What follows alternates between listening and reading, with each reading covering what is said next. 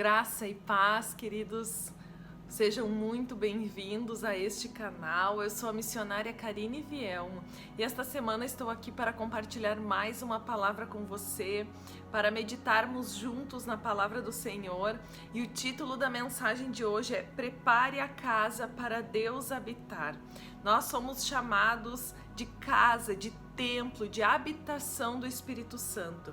E como será que está a nossa casa para que o Senhor habite? Amém? Então quero estar compartilhando essa palavra com você. Desde já quero te pedir, curta esse vídeo. Se essa palavra falar com você, edificar a tua vida, compartilhe com outras pessoas para que sejam também abençoadas e essa palavra possa vir de encontro a uma necessidade, uma edificação na vida das pessoas. Amém?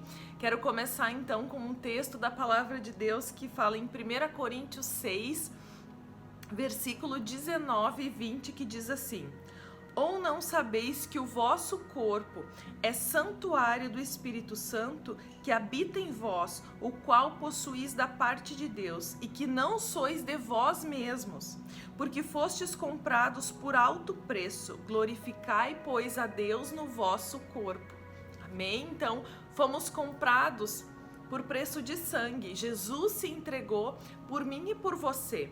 Então nós fomos comprados pelo maior preço que pode existir, que é o preço da entrega de Jesus, que foi na cruz do Calvário.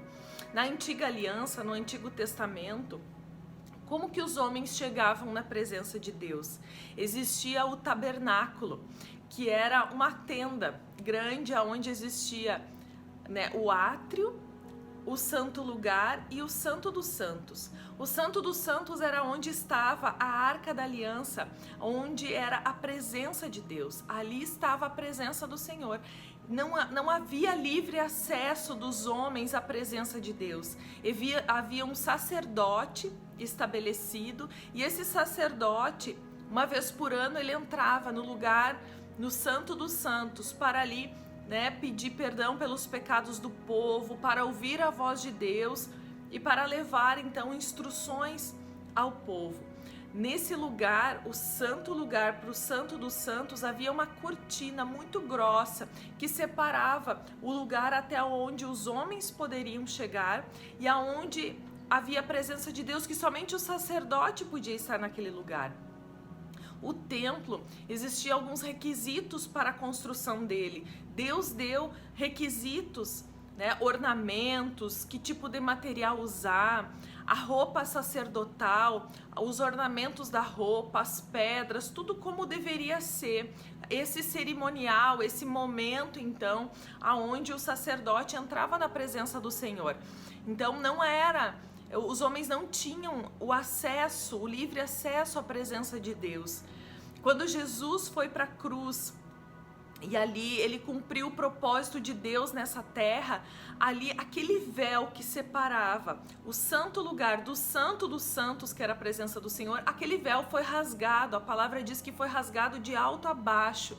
Então, aquilo que separava a presença de Deus do homem, ele foi rasgado, ele foi destruído. Jesus foi o acesso do homem para com Deus, o acesso que tinha sido interrompido por meio do pecado. Então é por meio de Jesus é que nós nos achegamos a Deus. É por meio de Jesus que nós temos livre acesso à presença de Deus. Por isso que a palavra fala que quando nós oramos, nós devemos orar em nome de Jesus, porque foi em nome dele, foi por meio dele que nos deu acesso, as bênçãos espirituais, nos deu acesso à salvação. Então a palavra diz que ele é o caminho, somente ele, somente Jesus pode levar a salvação e levar as nossas orações até Deus. Foi por meio dele, Quando ele subiu aos céus, a palavra diz que ele nos deixou o Espírito Santo. Então a presença do Senhor, ela não habita mais em lugares. Agora a presença de Deus habita em nós. Nós somos templo do Espírito Santo e o nosso coração é o altar da presença dele. Nós somos o templo onde o Senhor habita. Por isso, a habitação passou a ser nós. Mas todo aquele cerimonial, o templo, ele não existe mais da forma que existia na antiga aliança. Mas o Senhor quer de nós, como habitação dele, que nós venhamos a estar alinhados com ele, que nós venhamos a nos ornar também, que nós venhamos a purificar também o lugar de habitação da presença dele.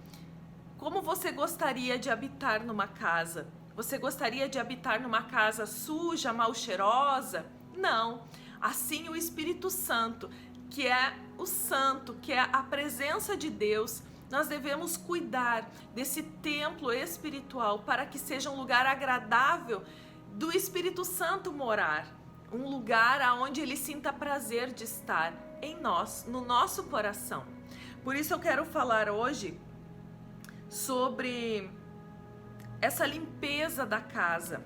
Em 1 Coríntios 3,16 diz: não sabeis vós que sois santuário de Deus e que o Espírito de Deus habita em vós? Então você é templo, você é morada do Espírito Santo. Quando nós recebemos Jesus na nossa vida como Senhor, como Salvador das nossas vidas, o Espírito Santo passa a habitar dentro de nós. Então eu quero falar sobre como limpar a casa. São 4 itens que eu coloquei aqui, existem outros, mas eu vou falar sobre 4 itens para nós estarmos limpando a nossa casa, limpando as nossas vestes espirituais, para que seja um lugar agradável da presença de Deus estar.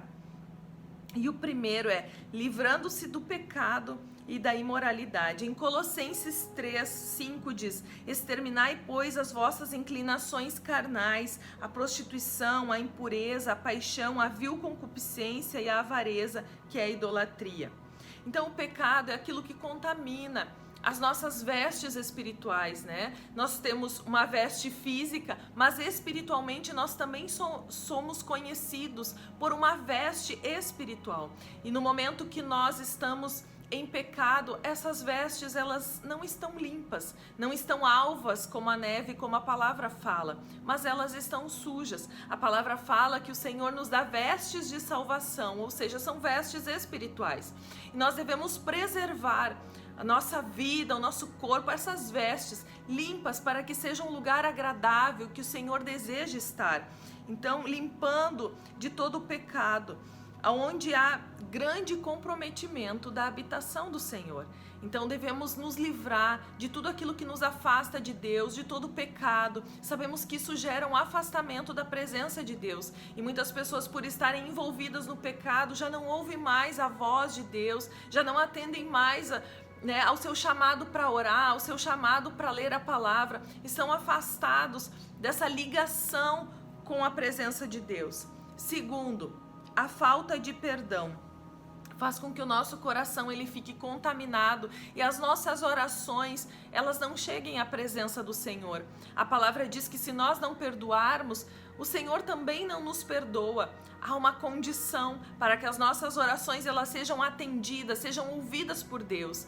E normalmente eu estou falando sobre a falta de perdão aqui nos vídeos, porque é algo muito importante. Nós não podemos permitir ficar com amarguras no nosso coração. Devemos ter esse entendimento de que precisamos liberar perdão, ainda que a pessoa tenha cometido coisas muito ruins contra nós, nos feito mal. Nós devemos orar e dizer para o Senhor, ainda que o seu coração seja difícil perdoar, dizer: Senhor, eu decido perdoar, eu decido, me ajuda, Espírito Santo, a liberar. Então o Espírito Santo vai te ajudar, mas você não pode estar guardando mágoas, rancores, para que as suas orações não sejam interrompidas. Idolatria. A palavra do Senhor diz: amarás o Senhor teu Deus de todo o teu coração, de toda a tua alma, de todas as tuas forças e toda a tua capacidade. Esse é o primeiro mandamento, amar o nosso Deus sobre todas as coisas. Quando nós colocamos algo à frente de Deus, isso é idolatria. Se nós amamos mais o nosso marido, os nossos filhos, mais do que a Deus, então isso é idolatria. Se nós colocamos os nossos recursos financeiros, enfim, num carro, uma casa, à frente, amamos mais a isso, então isso é uma idolatria. né? Então nada pode substituir a presença de Deus. Deus é o mais importante, deve estar em primeiro lugar na nossa vida. Tudo que vier para roubar o primeiro lugar é idolatria. Quarto, cuidado com o que você fala. Mateus 15:11 diz: não é o que entra pela boca que contamina o homem, mas o que sai, isso sim é o que contamina. Então, devemos ter cuidado com aquilo que sai da nossa boca. As piadas que muitas vezes são contadas, que ali tem palavras de depravação, de imoralidade, palavras às vezes que nós falamos para alguém que fere, que magoa, palavras erradas, enfim, nós devemos vigiar aquilo que sai da nossa boca. Uma vez a palavra lançada, ela já saiu e ela atinge um alvo. E o inimigo, ele fica ali ao nosso redor, esperando com que a gente libere palavras negativas, com que a gente abra uma brecha para que ele possa agir na nossa vida e contra outras pessoas por meio daquilo que sai da nossa boca. Por isso, o salmista diz: Senhor, coloca um anjo à porta da minha boca. Por quê? Para que a gente não venha a proferir palavras que venham ferir e magoar e abrir legalidades no mundo espiritual para o inimigo agir. E como nós podemos ornamentar esta casa para que o Senhor goste, né? Seja um lugar prazeroso do Senhor habitar? Primeiro, se enchendo da palavra de Deus. Em João 14:21, aqueles que têm os meus mandamentos e os guarda, esse é o que me ama, e aquele que me ama será amado do meu Pai, e eu o amarei e me manifestarei a ele. Uma promessa maravilhosa. À medida que nós nos enchemos e amamos a palavra do Senhor, ler a palavra, nos instruir por meio da palavra, o Senhor vem e se manifesta nas nossas vidas. Então a presença de Deus nos envolve.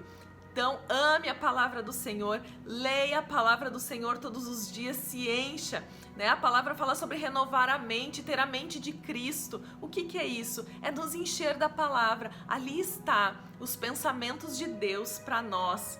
Amém? Segundo, oração. Em Mateus 21 diz: Jesus, porém, respondeu-lhes: em verdade vos digo que se tiverdes fé e não duvidares, não só fareis o que foi feito à figueira, mas até se este monte disser: ergue-te e lança-te ao mar, isso será feito, e tudo o que pedires em oração, crendo, recebereis. Amém? Em Atos 2:42, e perseveravam na doutrina dos apóstolos, na comunhão, no partir do pão e nas orações. Quando veio, né, a descida do Espírito Santo, ali havia um movimento de oração, havia um movimento da presença de Deus.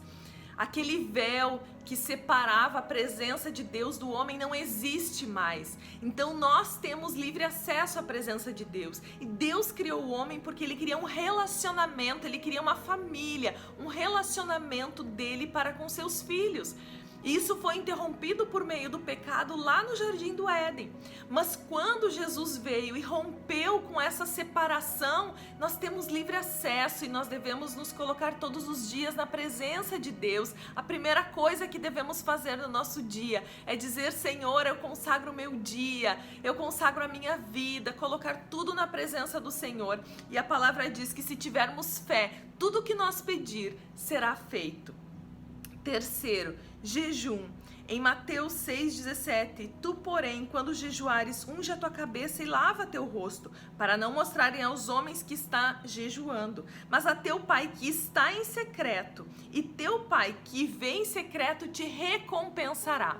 O jejum não serve para mudar a Deus. O jejum serve para nos tornar sensíveis à voz dele, sermos obedientes à direção dele, aquilo que ele tem falado às nossas vidas. E muitas vezes, pela agitação do dia, por tantas coisas, nós não ouvimos a voz dele. E quando nós jejuamos, nós nos tornamos sensíveis e estamos dizendo a ele: Senhor, as coisas deste mundo não são tão prazerosas, tão gostosas como estar na tua presença. Nós nos alinhamos, nós ouvimos a voz de Deus, recebemos mais da presença dele nas nossas vidas.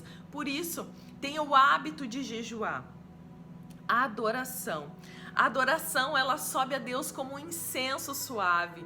Então, a adoração é o que nos leva a estar na presença de Deus, reconhecendo que Ele é o Criador, reconhecendo e exaltando o nome dEle. Em Hebreus 13:15, por Ele, pois, ofereçamos sempre a Deus sacrifícios de louvor, isso é fruto dos lábios que confessam o seu nome. Mas não vos esqueceis de fazer o bem e repartir com os outros, porque com tais sacrifícios Deus se agrada. Então devemos sempre estar adorando. A palavra diz que Deus busca os verdadeiros adoradores, que os adorem em espírito e em verdade. E por último, ser generoso. No final desse versículo que eu li, já fala ali sobre repartir com os outros. Ser generoso, olhar para o lado, não julgar as pessoas, mas ver com olhos de misericórdia aquilo que muitas vezes as pessoas estão passando, algum momento difícil e enfim, às vezes nós não temos essa sensibilidade. Por isso, seja generoso, compreenda aquilo que a pessoa está passando, não vá contra, mas ore por ela, alcance de repente algo que a pessoa está precisando. Seja generoso, isso glorifica o nome do Senhor e Ele ama aqueles que são generosos e olham para o seu irmão, para o que está do lado com um olhar de misericórdia. Amém, queridos? Então essa era a palavra que eu queria compartilhar com você sobre ornamentarmos a casa, limparmos ela, deixar um lugar agradável para o Espírito Santo habitar. Que o Senhor abençoe a tua casa, que o Senhor derrame graça sobre você, que o Senhor derrame unção sobre você, que você seja alcançado pelos milagres do Senhor, milagres de todas as áreas da tua vida sejam alcançadas. Amém? Deus abençoe você, fique na graça e na paz do Senhor.